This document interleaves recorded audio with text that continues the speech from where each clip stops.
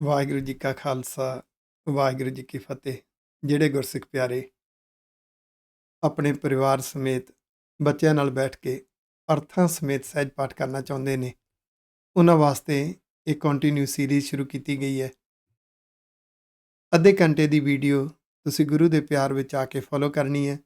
ਨਾਲੇ ਤੇ ਪਾਵਨ ਪਵਿੱਤਰ ਗੁਰਬਾਣੀ ਦਾ ਸਹਿਜ ਪਾਠ ਹੋ ਜਾਏਗਾ, ਨਾਲੇ ਅਰਥ ਸੁਣਦਿਆਂ ਸੁਣਦਿਆਂ ਸਾਡੇ ਅੰਦਰ ਇੰਸਟਾਲ ਹੋਣਗੇ।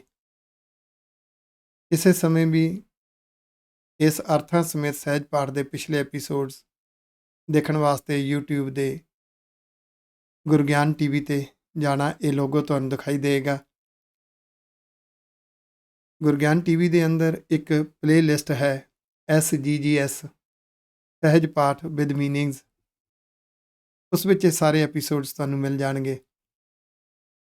ਜੇ ਤੁਸੀਂ ਹਾਲੇ ਤੱਕ ਗੁਰਗਿਆਨ ਟੀਵੀ ਸਬਸਕ੍ਰਾਈਬ ਨਹੀਂ ਕੀਤਾ ਤਾਂ ਪਲੀਜ਼ ਸਬਸਕ੍ਰਾਈਬ ਦਾ ਬਟਨ ਜ਼ਰੂਰ ਦਬਾ ਦੇਣਾ, ਤਾਂ ਕਿ ਹਰ ਵੀਡੀਓ ਦਾ ਨੋਟੀਫਿਕੇਸ਼ਨ ਤੁਹਾਨੂੰ ਪਹੁੰਚ ਜਾਇਆ ਕਰੇ। ਜਿਨ੍ਹਾਂ ਨੂੰ ਉਪਰਾਲਾ ਚੰਗਾ ਲੱਗਿਆ, ਆਪਣੇ ਮਿੱਤਰਾਂ, ਦੋਸਤਾਂ, ਰਿਸ਼ਤੇਦਾਰਾਂ ਨੂੰ ਜ਼ਰੂਰ ਇਹ ਲਿੰਕ ਭੇਜਣਾ, ਹਰ ਇੱਕ ਨੂੰ ਦੱਸਣਾ। ਆਓ ਲਾਹੇ ਪ੍ਰਾਪਤ ਕਰੀਏ ਜੀ। ਮਨ ਪੀਵੈ ਸੁਣ ਸ਼ਬਦ ਵਿਚਾਰਾ, ਮਨ ਪੀਵੈ ਸੁਣ ਸ਼ਬਦ ਵਿਚਾਰਾ, ਜਿਮ ਜਿਮ ਵਰਸੈ ਅੰਮ੍ਰਿਤ ਧਾਰਾ, ਮਨ ਪੀਵੈ ਸੁਣ ਸ਼ਬਦ ਵਿਚਾਰਾ। ਵਾਹਿਗੁਰੂ ਜੀ ਕਾ ਖਾਲਸਾ, ਵਾਹਿਗੁਰੂ ਜੀ ਕੀ ਫਤਿਹ। ਅੱਜ ਆਪਾਂ ਸ਼੍ਰੀ ਗੁਰੂ ਗ੍ਰੰਥ ਸਾਹਿਬ ਜੀ ਦੇ ਪਾਵਨ ਅੰਗ 72 ਦੇ ਉੱਪਰ ਅੰਕਿਤ ਸਤਿਗੁਰੂ ਸੱਚੇ ਪਾਤਸ਼ਾਹ ਜੀ ਦੇ ਪਾਵਨ ਪਵਿੱਤਰ ਬਚਨਾਂ ਦੇ ਵਿੱਚੋਂ, ਗੁਰੂ ਸਾਹਿਬ ਦੀ ਪਾਵਨ ਗੁਰਬਾਣੀ ਦੇ ਵਿੱਚੋਂ ਗੁਰੂ ਉਪਦੇਸ਼ਾਂ ਦੇ ਦੀਦਾਰ ਕਰਾਂਗੇ। ਪਿਛਲੇ ਐਪੀਸੋਡ ਦੇ ਵਿੱਚ ਇਸ ਸ਼ਬਦ ਦੇ ਚੌਥੇ ਪਦੇ ਵਿੱਚ ਆਪਾਂ ਸਿੱਖਣ ਦਾ ਯਤਨ ਕਰ ਰਹੇ ਸੀ। ਮੈਂ ਆਪਣੇ ਗੁਰੂ ਤੋਂ ਬਲਿਹਾਰ ਜਾਂਦਾ ਹਾਂ, ਜਿਨ੍ਹਾਂ ਨੇ ਮੈਨੂੰ ਜੀਵਨ ਜਿਉਣ ਦਾ ਇੱਕ ਮਾਰਗ ਸਮਝਾਇਆ। ਇਹ ਵਿਚਾਰ ਚੱਲ ਰਹੀ ਸੀ। ਇੱਥੇ ਸਤਿਗੁਰੂ ਜੀ ਕਹਿ ਰਹੇ ਨੇ, ਗੁਰੂ ਸਾਹਿਬ ਸਮਝਾਉਂਦੇ ਕਿਵੇਂ ਨੇ। ਸੁਭਾਅ ਤੇ ਸੋਚ ਵਿੱਚ ਗੁਰਮੁਖਤਾਈ ਤੇ ਗੁਰਮਤ ਕਿਵੇਂ ਆਉਂਦੀ ਹੈ। ਸਤ ਸੰਗਤ ਕੈਸੀ ਜਾਣੀਐ। ਸਤ ਸੰਗਤ ਕਿਸ ਨੂੰ ਕਿਹਾ ਜਾਂਦਾ ਹੈ? ਕਿਵੇਂ ਬੁੱਝੀਏ ਕਿ ਇਹ ਸਤ ਸੰਗਤ ਹੈ? ਜਿੱਥੈ ਏਕੋ ਨਾਮ ਬਖਾਣੀਐ। ਵਾਹਿਗੁਰੂ ਜੀ ਦੇ ਨਾਮ ਦੀ ਐਕਸਪਲੇਨੇਸ਼ਨ ਹੋ ਰਹੀ ਹੁੰਦੀ ਹੈ। ਉੱਥੇ ਵਾਹਿਗੁਰੂ ਜੀ ਦੇ ਨਾਮ ਦੀ ਵਿਆਖਿਆ ਹੁੰਦੀ ਹੈ, ਸਮਝਾਇਆ ਜਾਂਦਾ ਹੈ। ਉਹ ਨਾਮ ਕੀ ਹੈ? ਅਸੀਂ ਕਈ ਵਾਰੀ ਆ ਦੋ ਪੰਕਤੀਆਂ ਸੁਣਦੇ ਹਾਂ, ਆਪਣੇ ਕੋਲੋਂ ਧਾਰਨਾ ਬਣਾ ਲੈਂਦੇ ਹਾਂ ਵੀ ਆਹ ਨਾਮ ਹੈ, ਜਾਂ ਕਿਸੇ ਤੋਂ ਸੁਣੇ ਸੁਣਾਏ ਤੋਂ ਅਸੀਂ ਅਸਰ ਕਰ ਲੈਂਦੇ ਹਾਂ ਆਹ ਨਾਮ ਹੈ। ਪਰ ਜਦੋਂ ਅਸੀਂ ਖੁਦ ਦੀਦਾਰ ਕਰਾਂਗੇ ਤੇ ਬਾ ਕਮਾਲ ਕੇਵਲ ਦੋ ਪੰਕਤੀਆਂ ਨਹੀਂ, ਪੂਰੇ ਸ਼ਬਦ ਨੂੰ ਪੜ੍ਹੀਦਾ। ਉਹਦੇ 'ਚ ਕਨਸੈਪਟ ਹੁੰਦਾ ਹੈ, ਪੂਰਾ ਇੱਕ ਸਬਜੈਕਟ ਹੁੰਦਾ, ਸਾਡੀ ਲਾਈਫ ਨਾਲ ਰਿਲੇਵੈਂਟ। ਸਤ ਸੰਗਤ ਕਿਸ ਤਰ੍ਹਾਂ ਦੀ ਹੁੰਦੀ ਹੈ? ਜਿੱਥੇ ਵਾਹਿਗੁਰੂ ਜੀ ਦੇ ਨਾਮ ਦੀ ਵਿਆਖਿਆ ਹੁੰਦੀ ਹੈ। ਉਹ ਨਾਮ ਕੀ ਹੈ? ਏਕੋ ਨਾਮ ਹੁਕਮ ਹੈ, ਨਾਨਕ ਸਤਿਗੁਰ ਦੀਆ ਬੁਝਾਏ ਜੀਓ। ਉਹ ਨਾਮ ਹੁਕਮ ਹੈ, ਰੱਬ ਦਾ ਇੱਕ ਨਿਜ਼ਮ ਹੈ। ਇਹਨੂੰ ਥੋੜ੍ਹਾ ਜਿਹਾ ਧਿਆਨ ਨਾਲ ਸਮਝਣਾ। ਰੱਬ ਦਾ ਨਿਜ਼ਮ ਕੀ ਹੈ? ਪਸ਼ੂਆਂ ਨੂੰ ਜਦੋਂ ਪੈਦਾ ਕੀਤਾ, ਸਰੀਰ ਪਸ਼ੂ ਦਾ ਦਿੱਤਾ, ਹੁਕਮ ਹੈ ਪਸ਼ੂ ਪੁਣੇ ਵਿੱਚ ਜਿਉਣਾ, ਔਰ 100% ਪਸ਼ੂ ਪੁਣੇ ਵਿੱਚ ਜਿਉਂਦੇ ਨੇ। ਜਿਹਨੂੰ ਇੱਕ ਚੁੰਝ ਦੇ ਦਿੱਤੀ, ਦੋ ਖੰਭ ਦੇ ਦਿੱਤੇ, ਹੁਕਮ ਹੈ ਰੱਬ ਦਾ। ਸੌਖਾ ਜਿਹਾ ਸਮਝ ਆਉਂਦਾ ਹੈ ਕਿ ਤੂੰ ਪੰਛੀ ਪੁਣੇ ਵਿੱਚ ਜਿਉਣਾ ਹੈ, ਔਰ ਉਹ 100% ਪੰਛੀ ਪੁਣੇ ਵਿੱਚ ਜਿਉਂਦੇ ਨੇ। ਸ਼ਾਇਦ ਇਸੇ ਕਰਕੇ ਉਹਨਾਂ ਦੇ ਬੱਚਿਆਂ ਨੂੰ ਆਪਣੇ ਮਾਤਾ ਪਿਤਾ, ਆਪਣੇ ਚਾਰ ਚਫੇਰੇ ਜਿੰਨੇ ਵੀ ਪੰਛੀ ਦਿਸਦੇ ਨੇ, ਪੂਰੇ ਪੰਛੀ ਪੁਣੇ 'ਚ ਦਿਸਦੇ ਨੇ, ਆਪਣੇ ਆਪ ਪੰਛੀ ਪੁਣਾ ਸਿੱਖ ਜਾਂਦੇ ਨੇ। ਜਾਨਵਰਾਂ ਦੇ ਬੱਚਿਆਂ ਨੂੰ ਜਿੰਨੇ ਜਾਨਵਰ ਨੇ ਉਹ ਪਸ਼ੂ ਪੁਣੇ ਵਿੱਚ ਦਿਸਦੇ ਨੇ ਤੇ ਉਹ ਪਸ਼ੂ ਪੁਣਾ ਸਿੱਖ ਜਾਂਦੇ ਨੇ। ਇਸ ਲਈ ਕਦੀ ਪਸ਼ੂ ਨੂੰ ਇਹ ਫਿਕਰ ਨਹੀਂ ਕਿ ਮੇਰਾ ਬੱਚਾ ਪਸ਼ੂ ਪੁਣਾ ਨਾ ਛੱਡ ਜਾਵੇ। ਪੰਛੀ ਨੂੰ ਕੋਈ ਫਿਕਰ ਨਹੀਂ ਮੇਰਾ ਬੱਚਾ ਪੰਛੀ ਪੁਣਾ ਨਾ ਛੱਡ ਜਾਵੇ। ਪਰ ਇਨਸਾਨ ਜਿਹਨੂੰ ਮਨੁੱਖਾ ਸਰੀਰ ਦਿੱਤਾ ਤਾਂ ਇੱਕ ਹੁਕਮ ਹੈ, ਤੂੰ ਉਸ ਤਰ੍ਹਾਂ ਦਾ ਇਨਸਾਨ ਬਣ ਕੇ ਜਿਉਣਾ ਹੈ ਜੋ ਰੱਬ ਨੂੰ ਚੰਗਾ ਲੱਗਦਾ ਹੈ। ਤੇ ਮਨੁੱਖ ਦੀ ਮੱਤ, ਮਨੁੱਖ ਦੀ ਸੋਚ ਭੁੱਲ ਭੁਲਈਏ ਵਿੱਚ, ਕੁਸੰਗ ਕੁਸੰਗੀਆਂ ਦੇ ਪ੍ਰਭਾਵ ਵਿੱਚ ਆਪਣੀ ਹੀ ਬੁਣੀ ਹੋਈ ਉਲਝਣ ਤਾਣੀ ਵਿੱਚ ਫਸ ਜਾਂਦੀ ਹੈ। ਤਾਂ ਵਾਹਿਗੁਰੂ ਜੀ ਦਾ ਹੁਕਮ ਹੈ, ਇੱਕ ਨਿਯਮ ਹੈ, ਤੂੰ ਇਦਾਂ ਜਿਉਣਾ ਹੈ। ਜਿਹੜਾ ਨਿਯਮ ਹੈ ਨਾ, ਉਹਦੇ ਦੋ ਰੂਪ ਹੁੰਦੇ ਨੇ, ਇਸ ਤਰੀਕੇ ਨਾਲ ਜਿਉਣਾ ਹੈ ਤੇ ਇਸ ਤਰੀਕੇ ਨਾਲ ਨਹੀਂ ਜਿਉਣਾ। ਕਿਵੇਂ ਪਤਾ ਲੱਗੇ? ਤਾਂ ਵਾਹਿਗੁਰੂ ਜੀ ਨੇ ਇਸ ਕੁਦਰਤ ਦੇ ਕ੍ਰਿਸ਼ਮਿਆਂ ਵਿੱਚ ਵਰਤਾਰੇ ਰੱਖ ਦਿੱਤੇ। ਕੁਝ ਜਾਨਵਰ ਇੱਕੋ ਜਿਹੇ ਬਣਾ ਦਿੱਤੇ, ਹੰਸ, ਬਗਲਾ ਦੇਖਣ ਨੂੰ ਇੱਕੋ ਜਿਹੇ, ਬਿਰਤੀ ਵੱਖਰੀ ਵੱਖਰੀ ਹੈ। ਹੰਸ ਮੋਤੀ ਚੁਗਦਾ ਹੈ, ਬਗਲਾ ਡੱਡਾਂ ਪਾਲਦਾ ਹੈ। ਉਹਦੀ ਖੁਰਾਕ ਨੀਵੀਂ ਹੈ, ਉਹਦੀ ਉਡਾਰੀ ਨੀਵੀਂ ਹੈ। ਹੰਸ ਦੀ ਖੁਰਾਕ ਵੱਡੀ ਹੈ, ਉਹਦੀ ਉਡਾਰੀ ਵੱਡੀ ਹੈ। ਹੰਸ ਦੀ ਕੀਮਤ ਜ਼ਿਆਦਾ ਮੰਨੀ ਹੈ, ਬਗਲੇ ਦੀ ਕੀਮਤ ਕੋਈ ਨਹੀਂ। ਤਾਂ ਇਸ ਵਰਤਾਰੇ ਵਿੱਚ ਹੁਕਮ ਹੈ, ਤੂੰ ਕਿਵੇਂ ਜਿਉਣਾ ਹੈ। ਮਨ ਹੰਸ ਪ੍ਰਵਿਰਤੀ ਵਿੱਚ ਹੋਵੇ, ਬਗਲਾ ਪ੍ਰਵਿਰਤੀ ਵਿੱਚ ਨਾ ਹੋਵੇ। ਫਿਰ ਇਸੇ ਤਰ੍ਹਾਂ ਮੱਖੀ ਹੈ, ਭਵਰਾ ਹੈ, ਦੋਨੋਂ ਇੱਕੋ ਜਿਹੇ ਨੇ, ਉਹ ਗੰਦਗੀ ਤੇ ਬੈਠਦੀ, ਉਹ ਫੁੱਲਾਂ ਦੀ ਸੁਗੰਧੀ ਤੇ। ਕਾਂ ਤੇ ਕੋਇਲ ਇੱਕੋ ਜਿਹੇ ਨੇ, ਉਹਦੀ ਮਿੱਠੀ ਬੋਲੀ ਹੈ, ਉਹਦੀ ਖਰਬੀ ਕੌੜੀ ਬੋਲੀ ਹੈ।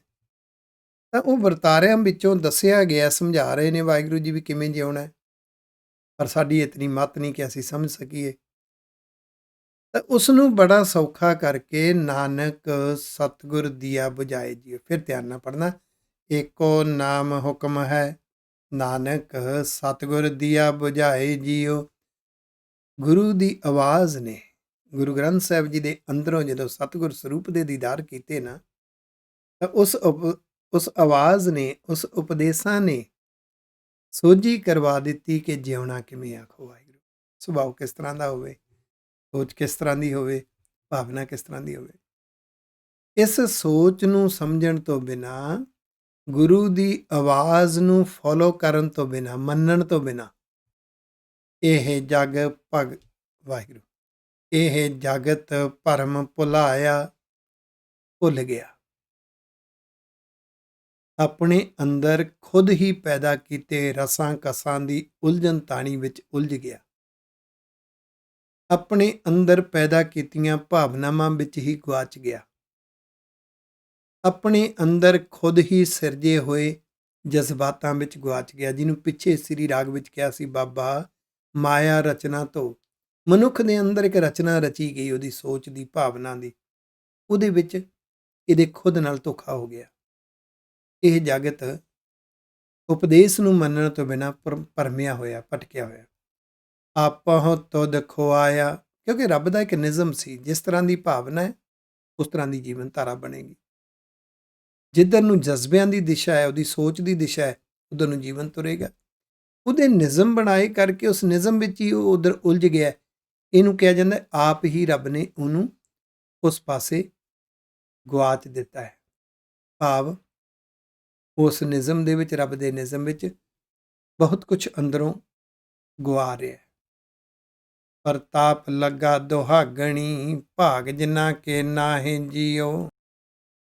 ਪ੍ਰਤਾਪ ਪ੍ਰਭਾਵ ਨੂੰ ਵੀ ਕਿਹਾ ਜਾਂਦਾ ਹੈ। ਇੱਥੇ ਦੁਹਾਗਣੀ ਹੈ ਮੱਤ, ਜਿਹੜੀ ਗੁਰੂ ਉਪਦੇਸ਼ ਤੋਂ ਟੁੱਟੀ ਹੋਈ ਹੈ, ਰੱਬ ਦੀ ਭੈ ਭਾਵਨੀ ਤੋਂ ਟੁੱਟੀ ਹੋਈ ਹੈ।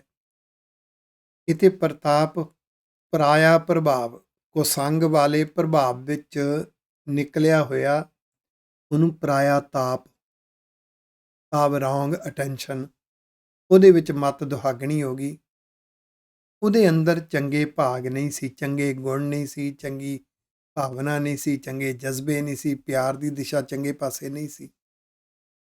ਦੁਹਾਗਣੀ ਕਿਆ ਨਿਸ਼ਾਨੀਆਂ, ਕੀ ਨਿਸ਼ਾਨੀ ਹੈ ਕਿ ਆਹ ਮੱਤ ਦੁਹਾਗਣੀ ਹੈ। ਅਸਮੋ ਕੁੱਥੀਆਂ ਫਿਰਹਿ ਨਿਮਾਣੀਆਂ, ਆਮ ਤੌਰ ਤੇ ਦੁਹਾਗਣੀ ਉਹਨੂੰ ਕਹਿੰਦੇ ਸੀ ਜਿਹੜੀ ਪਤੀ ਨੇ ਛੱਡ ਦਿੱਤੀ ਸੀ।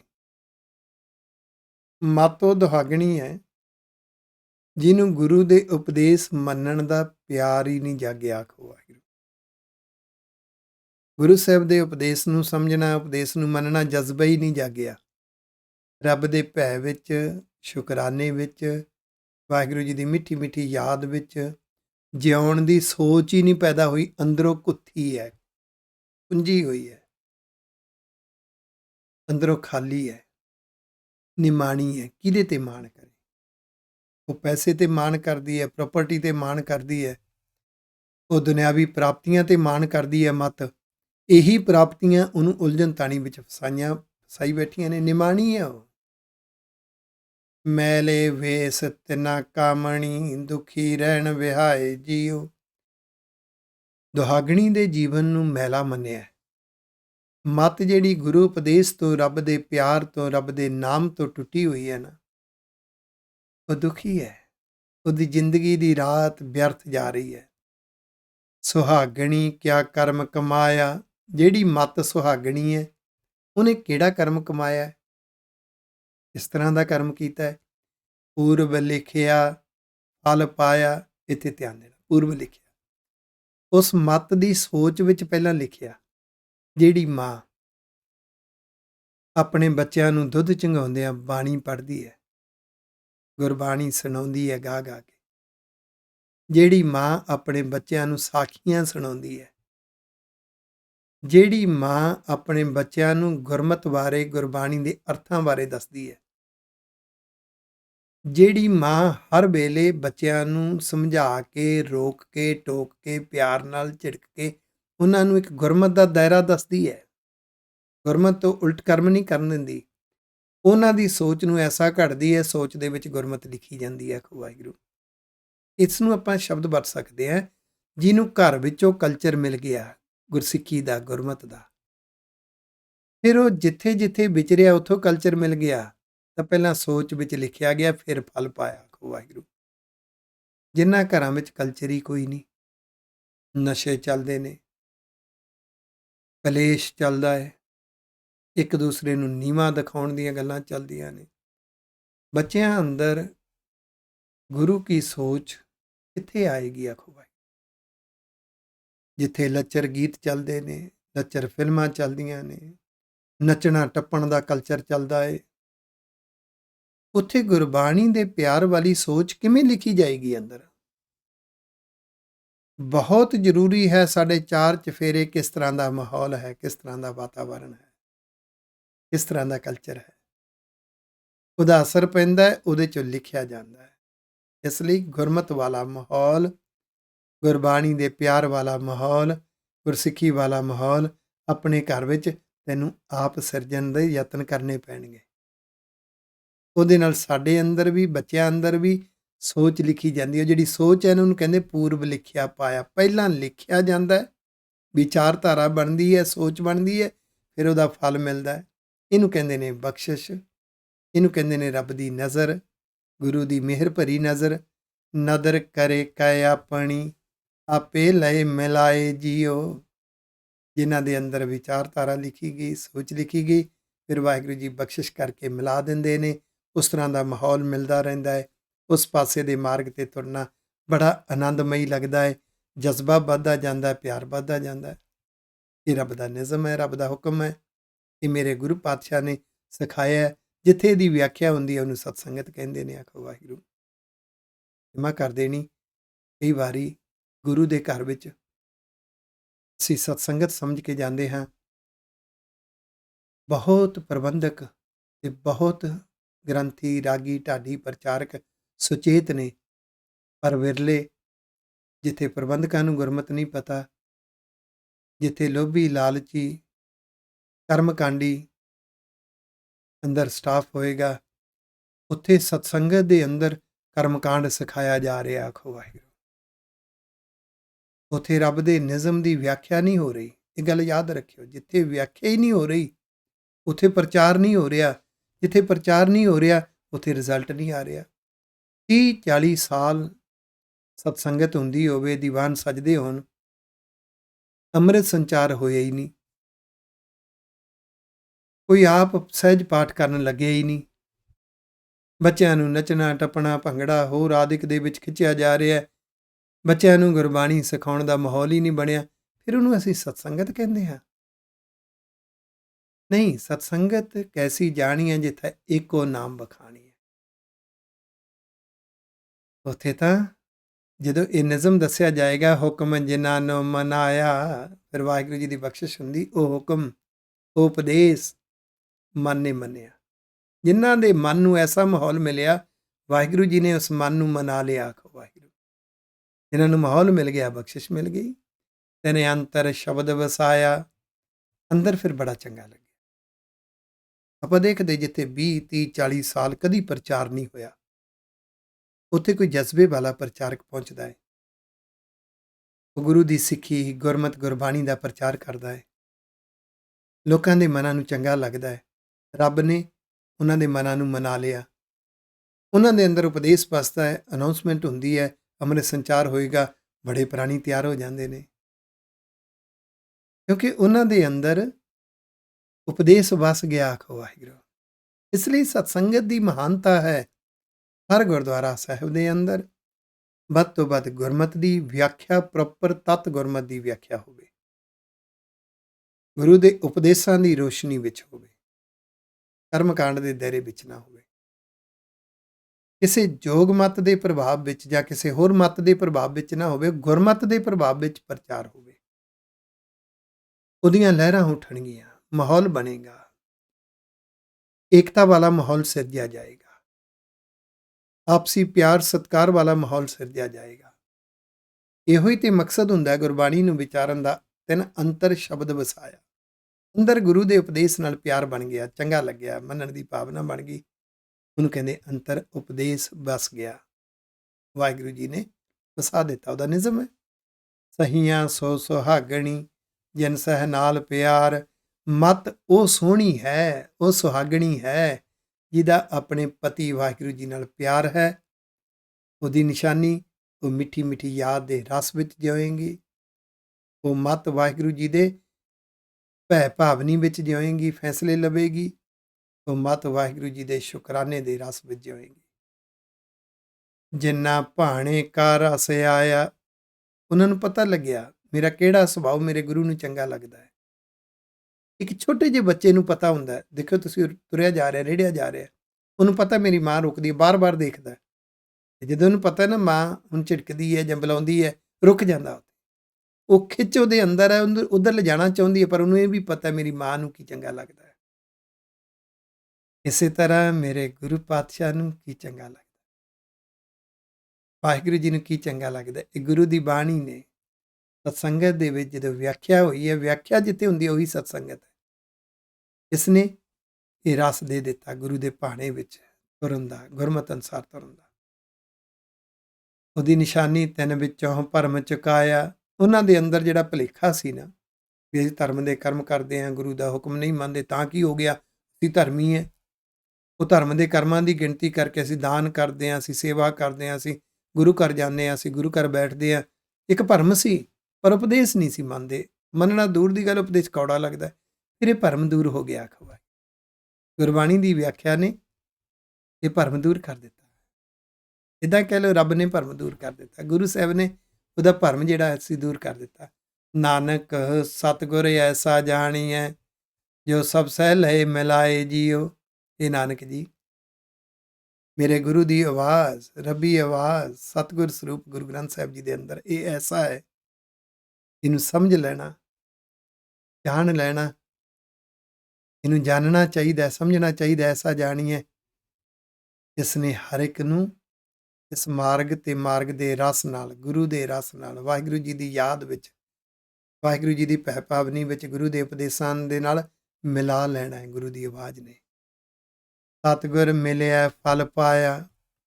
ਇਸ ਲਈ ਗੁਰੂ ਸਾਹਿਬ ਦੇ ਕੋਲ ਜਾਂਦੇ ਹਾਂ, ਗੁਰੂ ਸਾਹਿਬ ਦੀ ਬਾਣੀ ਦੇ ਅੰਦਰ ਦੀਦਾਰ ਕਰੀਏ, ਅੰਦਰੋਂ ਸਤਿਗੁਰ ਦਾ ਮਿਲਾਪ ਹੁੰਦਾ ਹੈ। ਵਾਹਿਗੁਰੂ ਗੁਰੂ ਦੀ ਆਵਾਜ਼ ਚੰਗੀ ਲੱਗਦੀ ਹੈ, ਉਪਦੇਸ਼ ਚੰਗੇ ਲੱਗਦੇ, ਉਹਦੇ 'ਚੋਂ ਫਲ ਮਿਲਦਾ, ਗੁਰਮੁਖ ਸੁਭਾਅ ਦਾ ਫਲ, ਗੁਰਮਤ ਵਾਲੀ ਸੋਚ ਵਾਲਾ ਜੀਵਨ। ਜਿਨ ਵਿੱਚੋਂ ਅਹੰਕਾਰਨ ਚੁਕਾਇਆ। ਅਹੰਕਾਰਨ, ਬੜਾ ਹੰਕਾਰ ਸੀ ਕਿ ਮੈਂ ਠੀਕ ਹਾਂ, ਮੈਂ ਧਰਮੀ ਹਾਂ। ਉਹ ਹੰਕਾਰ ਟੁੱਟ ਗਿਆ, ਪਤਾ ਲੱਗਿਆ ਮੈਂ ਧਰਮੀ ਤਾਂ ਹਾਂ, ਧਰਮ ਦੇ ਕਰਮ ਤਾਂ ਕਰਦਾ, ਪਰ ਮੈਂ ਗੁਰੂ ਦੇ ਹੁਕਮਾਂ ਤੋਂ ਤਾਂ ਬਾਗੀ ਹੋਇਆ ਵਿਆ। ਆਖੋ ਵਾਹਿਗੁਰੂ, ਮੰਨਦਾ ਹੀ ਨਹੀਂ।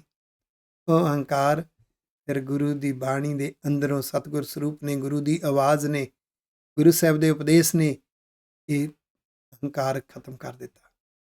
ਦੁਰਮਤ ਕਾ ਦੁੱਖ ਕੱਟਿਆ, ਭਾਗ ਬੈਠਾ ਮਸਤਕ ਆਏ ਜੀਓ। ਉਹ ਜਿਹੜੀ ਖੋਟੀ ਮੱਤ ਸੀ ਨਾ, ਉਹ ਵੀ ਇੱਕ ਦੁੱਖ ਸੀ, ਆਖੋ ਵਾਹਿਗੁਰੂ। ਸਭ ਤੋਂ ਵੱਡਾ ਦੁੱਖ ਹੈ ਖੋਟੀ ਮੱਤ। ਇਹੀ ਤਾਂ ਇੱਧਰ ਨਹੀਂ ਸੀ ਲੱਗਣ ਦੇ ਰਹੀ, ਗੁਰੂ ਵਾਲੇ ਪਾਸੇ ਨਹੀਂ ਸੀ ਲੱਗਣ ਦੇ ਰਹੀ।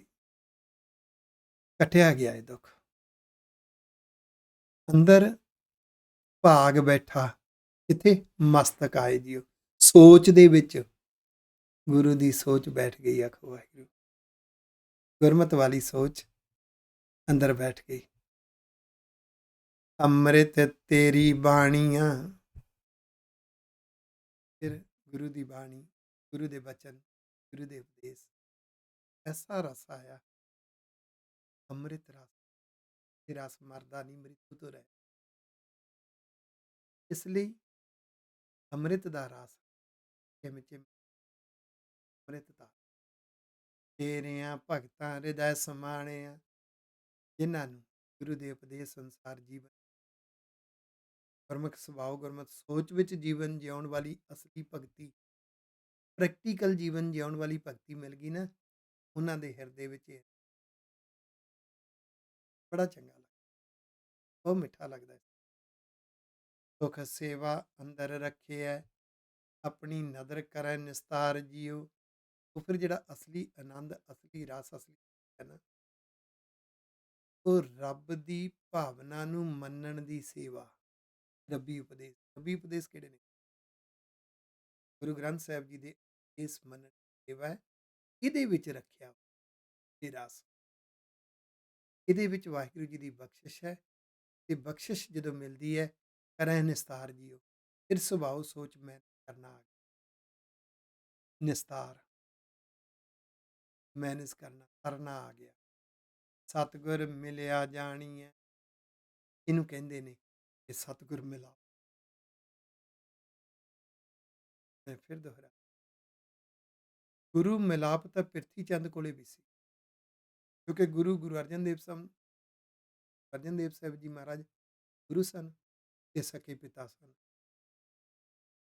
ਘਰ ਵਿੱਚ ਹੀ ਰਹਿੰਦਾ ਸੀ, ਪਿਓ ਪੁੱਤਰ ਇਕੱਠੇ ਰਹਿੰਦੇ, ਸੰਗਤ ਵੀ ਕਰਦਾ ਸੀ, ਸੇਵਾ ਵੀ ਕਰਦਾ ਸੀ। ਗੁਰੂ ਦੀ ਆਵਾਜ਼ ਜਿਹੜੀ ਸੀ ਨਾ, ਪ੍ਰਿਥੀ ਚੰਦ ਇਦਾਂ ਨਹੀਂ ਕਰਨਾ, ਉਹ ਨਹੀਂ ਸੀ ਹਟਦਾ। ਪ੍ਰਿਥੀ ਚੰਦ ਇਦਾਂ ਕਰੀਦਾ। ਰਾਮਦਾਸ ਸਾਹਿਬ ਜੀ ਗੱਲ ਨਹੀਂ ਸੀ ਮੰਨਦਾ। ਰਾਮਦਾਸ ਸਾਹਿਬ ਜੀ ਮਹਾਰਾਜ ਪਾਤਸ਼ਾਹ ਗੁਰੂ ਸਨ, ਪਿਤਾ ਸਨ ਪ੍ਰਿਥੀ ਚੰਦ ਦੇ, ਤੇ ਗੁਰੂ ਅਰਜਨ ਦੇਵ ਸਾਹਿਬ ਜੀ ਭਰਾ ਸਨ। ਨਾ ਭਰਾ ਦੀ ਆਵਾਜ਼ ਚੰਗੀ ਲੱਗੀ, ਨਾ ਗੁਰੂ ਰਾਮਦਾਸ ਸਾਹਿਬ ਜੀ ਦੀ ਆਵਾਜ਼ ਚੰਗੀ ਲੱਗੀ। ਇਹਦਾ ਮਤਲਬ ਸਤਿਗੁਰ ਮਿਲਾਪ ਨਹੀਂ ਸੀ ਹੋਇਆ, ਗੁਰੂ ਮਿਲਾਪ ਤਾਂ ਸੀ। ਬਹੁਤ ਐਸੇ ਨੇ ਜਿਨ੍ਹਾਂ ਨੂੰ ਗੁਰੂ ਮਿਲਾਪ ਤਾਂ ਹੈ, ਸਭ ਕੁਝ ਕਰਦੇ ਨੇ, ਪਰ ਗੁਰੂ ਦੇ ਅੰਦਰ ਜੋ ਸਤਿਗੁਰ ਮਿਲਾਪ ਹੈ, ਉਹ ਹੁਕਮ ਨਹੀਂ ਮੰਨਦੇ, ਉਹ ਨਹੀਂ ਚੰਗਾ ਲੱਗਦਾ, ਉਹ ਮਿਲਾਪ ਨਹੀਂ ਹੋਇਆ। ਜੇ ਕਹੋ ਅੰਮ੍ਰਿਤ ਛਕਣਾ ਹੈ, ਉਹ ਪਿੱਛੇ ਪੈ ਜਾਣਗੇ। ਤਾਂ ਕਹਿ ਰਹੇ ਹਾਂ, ਬੜਾ ਕੌੜਾ ਲੱਗਦਾ ਉਹਨਾਂ ਨੂੰ। ਜੇ ਕਹੋ ਤੁਸੀਂ ਕੇਸ ਰੱਖੋ, ਬੜਾ ਕੌੜਾ ਲੱਗਦਾ, ਕਿਉਂਕਿ ਸਤਿਗੁਰ ਮਿਲਾਪ ਨਹੀਂ। ਜਿਸ ਦਿਨ ਸਤਿਗੁਰ ਮਿਲਾਪ ਹੋ ਗਿਆ ਹਾਂ, ਤਾਂ ਮੰਨਣ ਦੀ ਭਾਵਨਾ ਅੰਦਰ ਲੱਭਾ ਲੱਭ ਭਰ ਜਾਂਦੀ। ਸਤਿਗੁਰ ਮਿਲਿਆ ਜੀ, ਉਹਨੂੰ ਕਹਿੰਦੇ ਨੇ ਸਤਿਗੁਰ। ਜਿਤ ਮਿਲਿਆ ਨਾਮ ਵਖਾਣੀ ਹੈ। ਸਤਿਗੁਰ ਮਿਲਾਪ ਨੇ ਹੀ ਤਾਂ ਗੁਰੂ ਦੇ ਉਪਦੇਸ਼ ਨੂੰ, ਰੱਬੀ ਉਪਦੇਸ਼ ਨੂੰ, ਗਿਆਨ ਰੂਪੀ ਨਾਮ ਨੂੰ, ਧਿਆਨ ਰੂਪੀ ਨਾਮ ਦੀ ਵਿਆਖਿਆ ਕਰਨੀ ਹੈ। ਬਾਜ ਨੇ ਇਹਨੇ ਤਾਂ ਸਮਝਾਉਣਾ ਹੈ। ਸਤਿਗੁਰ ਬਾਜ ਨਾ ਪਾਇਓ, ਸਭ ਥੱਕੀ ਕਰਮ ਕਮਾਏ ਜੀਓ। ਜਿੰਨਾ ਚਿਰ ਗੁਰੂ ਦੀ ਆਵਾਜ਼, ਗੁਰੂ ਕੀ ਕਹਿ ਰਹੇ ਨੇ, ਉਹਨੂੰ ਮੰਨਿਆ ਨਹੀਂ, ਉਹਨਾਂ ਚਿਰ ਇਹ ਮਾਰਗ ਪਾਇਆ ਨਹੀਂ। ਤੇ ਲੋਕ ਧਰਮ ਦੇ ਕਰਮ ਕਰ ਕਰਕੇ ਥੱਕ ਗਏ, ਧਰਮੀ ਨਹੀਂ ਬਣੇ। ਧਰਮ ਦੇ ਕਰਮ ਤਾਂ ਸਾਰੇ ਕੀਤੇ, ਵੈਰ ਵਿਰੋਧ ਵਿੱਚੋਂ ਨਿਕਲ ਨਹੀਂ ਸਕੇ, ਤੜੇ ਬੰਦੀਆਂ ਚੋਂ ਨਿਕਲ, ਨਿੰਦਾ ਦੇ ਰਸ ਵਿੱਚੋਂ, ਹੰਕਾਰ ਰਸ ਵਿੱਚੋਂ। ਕਿਉਂਕਿ ਕਰਮ ਕਿਸ ਲਈ ਕਰ ਰਹੇ ਆ, ਧਰਮ ਦੇ ਕਰਮ ਕਿਸ ਲਈ ਕਰ ਰਹੇ ਆ? ਗੁਰੂ ਦੇ ਉਪਦੇਸ਼ ਸਮਝਣ ਤੇ ਮੰਨਣ ਵਾਲਾ ਇਹ ਤੱਤ ਹੈ ਕਿ ਗੁਰੂ ਹੁਕਮ ਮੰਨਣ।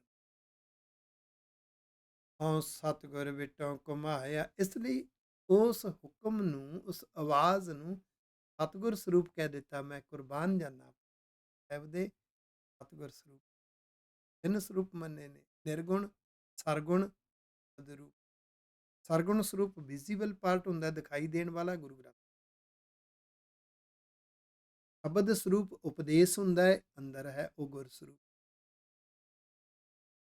ਉਸ ਉਪਦੇਸ਼ ਨੂੰ ਅਸੀਂ ਧਿਆਨ ਨਾਲ ਸਮਝਾਂਗੇ ਤਾਂ ਉਹਦੇ 'ਚੋਂ ਆਵਾਜ਼ ਆਏਗੀ, ਤੂੰ ਕਰਨਾ ਕੀ ਹੈ ਤੇ ਕੀ ਨਹੀਂ ਕਰਨਾ, ਉਹ ਸਤਿਗੁਰ ਗੁਰੂ ਗ੍ਰੰਥ ਸਾਹਿਬ ਜੀ ਦੇ ਅੰਦਰ ਹੀ ਨੇ।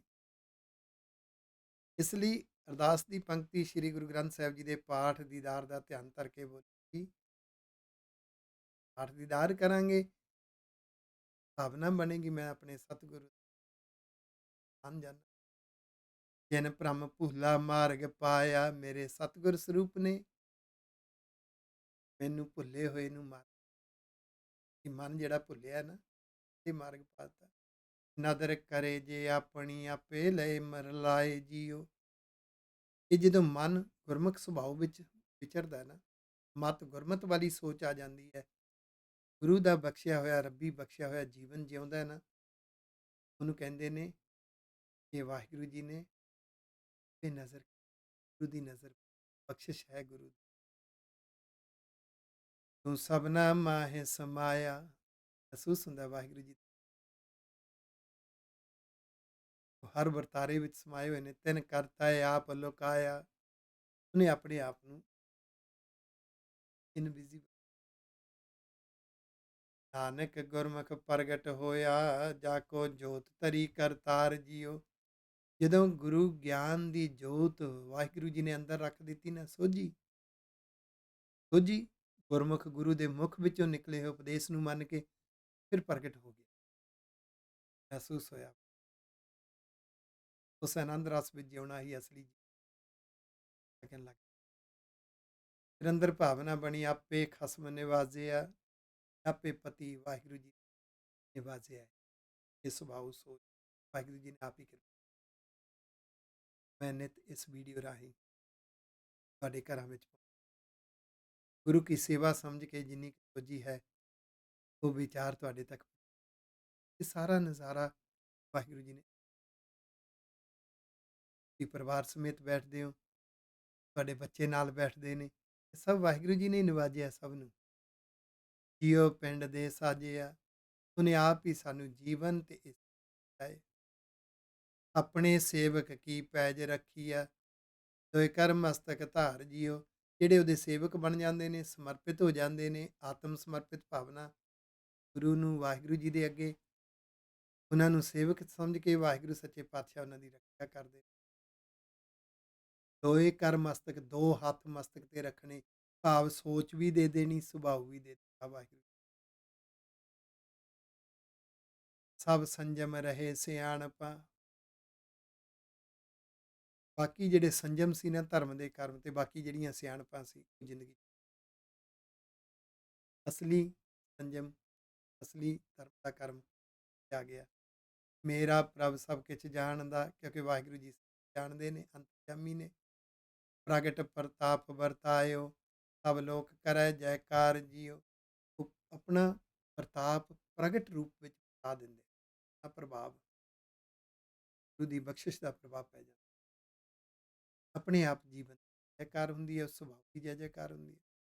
ਮੇਰੇ ਗੁਣ ਅਵਗਣ ਨਾ ਵਿਚਾਰਿਆ, ਜਦੋਂ ਇਹ ਮਨ ਤੁਰਦਾ ਹੈ ਨਾ, ਫਿਰ ਪਿਛਲਾ ਗੁਣ ਅਵਗਣ ਨਹੀਂ ਵਿਚਾਰ, ਜਦੋਂ ਰਸ ਬਣ ਗਿਆ, ਜਜ਼ਬਾ ਬਣ ਗਿਆ ਨਾ, ਸਾਰੇ ਪਿਛਲੀ ਸੋਚ ਦੇ ਸਾਰੇ ਕਾਗਜ਼ ਪਾਟ ਜਾਂਦੇ। ਕਹਿੰਦੇ ਧਰਮ ਰਾਏ ਦਰ ਕਾਗਜ਼ ਪਾੜੇ। ਕੋਈ ਨਸ਼ਾ ਕਰਦਾ ਹੈ, ਨਸ਼ੇ ਦੀ ਭੁੱਖ ਵਿੱਚ ਜਿਉਂਦਾ ਹੈ, ਜਦੋਂ ਉਹਨੂੰ ਇੱਕਦਮ ਚੋਟ ਵੱਜਦੀ ਹੈ, 1 ਸੈਕਿੰਡ ਵਿੱਚ ਬਦਲ ਜਾਂਦਾ ਹੈ, ਨਸ਼ੇ ਦੀ ਅੰਦਰੋਂ ਖਿੱਚੀ ਖਤਮ ਹੋ ਗਈ, ਉਹ ਕਾਗਜ਼ ਪਾਟ ਕੇ ਆਖੋ ਵਾਹਿਗੁਰੂ।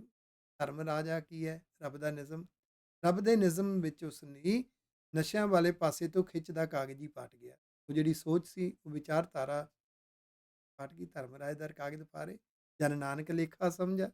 ਜਦੋਂ ਗੁਰੂ ਨੇ ਆਪਣੀ ਵਿਚਾਰਧਾਰਾ ਦਾ ਲੇਖਾ ਅੰਦਰ ਦਿੱਤਾ, ਗੁਰੂ ਦੀ ਵਿਚਾਰਧਾਰਾ ਦਾ ਲੇਖਾ ਜਦੋਂ ਸਮਝ ਲਿਆ, ਜੀਵਨ ਇਸ ਪਾਸੇ ਗਿਆ।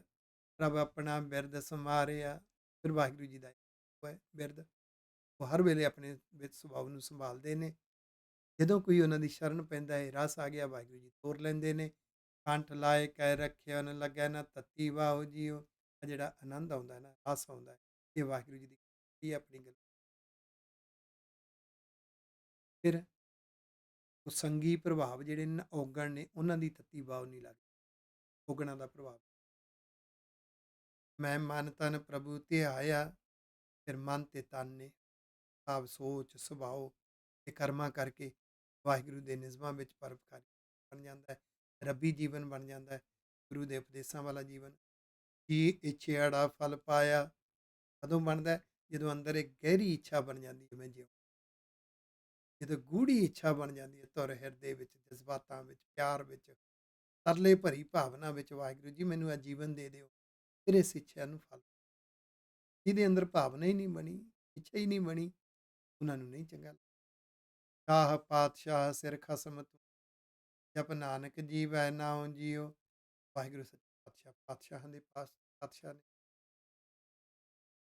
ਮਾਲਕ ਨੇ ਵਾਹਿਗੁਰੂ ਜੀ। ਉਹਨਾਂ ਦੇ ਗਿਆਨ ਰੂਪੀ ਨਾਮ ਨੂੰ ਪ੍ਰੈਕਟੀਕਲ ਜੀਵਨ ਵਿੱਚ ਸੁਭਾਅ ਜਿਉਣਾ, ਗਿਆਨ ਰੂਪੀ ਨਾਮ ਨੂੰ ਵਾਹਿਗੁਰੂ ਜੀ ਦੀ ਮਿੱਠੀ ਮਿੱਠੀ ਬਾਤ ਦੇ ਰਸ ਵਿੱਚ ਤਾਨੇ ਪੈ, ਇਹਨੂੰ ਕਹਿੰਦੇ ਨੇ ਜਪਣਾ।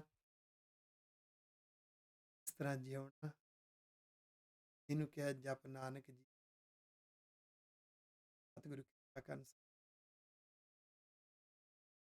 ਵਾਹਿਗੁਰੂ ਜੀ ਕਾ, ਵਾਹਿਗੁਰੂ ਜੀ। ਮਨ ਪੀਵੈ ਸੁਣ ਸ਼ਬਦ ਵਿਚਾਰਾ